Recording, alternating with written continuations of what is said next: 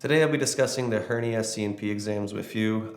What I'll do is I'll go over a few alternative theories of service connection first, then I'll discuss the relevant regulations, and then I'll review a DBQ with you. A DBQ is just short for Disability Benefits Questionnaire.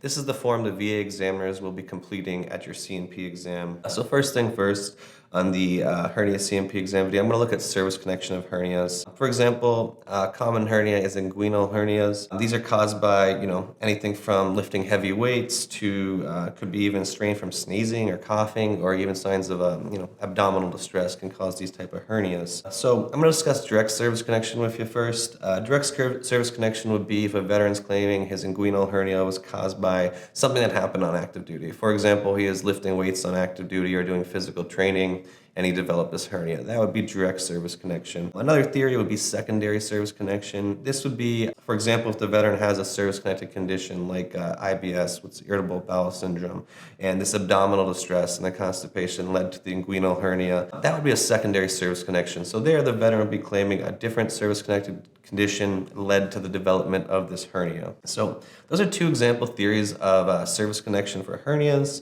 What I'll do now is I'll move on to the regulations and I'll show you how hernias are evaluated. 38 CFR section 4.114 is the schedule of ratings for the digestive system.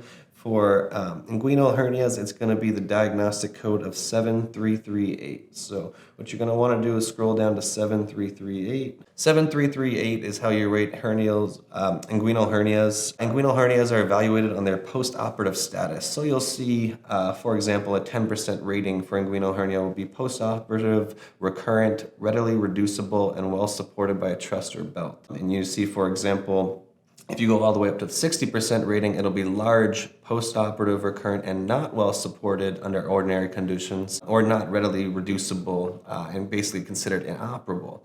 And so you can see the difference there, the contrast from the 10 to the 60% rating. But that'll be under diagnostic code 7338. What I'll do now is I'll move on to the DBQ, the hernia DBQ, and I'll go through that with you and show you the exact form the VA examiners will be completing. So we see the hernia DBQ here. Page 1 is not that important. The VA examiners are going to simply say he reviewed your records and maybe put a short comment about your medical history. Page 2 is the most important here for inguinal hernias. Page 2, he'll note the diagnoses at the top of page 2 of the DBQ. And then at the bottom of page 2 here, he's going to mark certain boxes that'll directly correspond to the rating schedule. For example, he'll maybe mark a box here that says post-operative, recurrent, I could say readily reducible, these kind of things here. And these words directly translate over to the rating schedule. For example, at the bottom of page 2, it says not well supported by a truss or a belt.